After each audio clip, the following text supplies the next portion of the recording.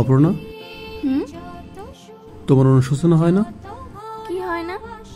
অনুশোচনা? অত শক্ত কথা বুঝি না। আফসোস বোঝো? আফসোস? বুঝি। আফসোস হয় না? কিসের আফসোস? তাও বুঝিয়ে দিতে হবে? হ্যাঁ, হবে। বড়লোক বর ফসকে গেল তাই আফসোস? হাসছো?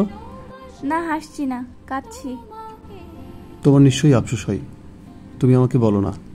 তা হয় বই কি, কেমন পায়ের উপর পা দিয়ে বসে বসে খেতে পারতাম। চললুম।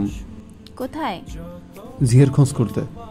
এই শোনো, কি ছেলে মানুষই করছো, উঠে এসো। সরো। ঝিয়ের মাইনে দেবে কে? আরেকটা টিউশন নেব। তাহলে আমাকে বাপের বাড়ি পাঠিয়ে দাও। কেন? এমনিতেই তো অফিস করে ছেড়ে পড়ে এসে রাত্রি করে বাড়ি ফিরো, তার উপর আবার। আর উপায় কি বলো? আমি বলবো যে টিউশনিটা আছে সেটাও ছেড়ে দাও। তারপর? তারপর আমার গরিব বর সন্ধ্যার আগে বাড়ি ফিরে আসবে, আর আমার কোনো অনুশোচনা থাকবে না।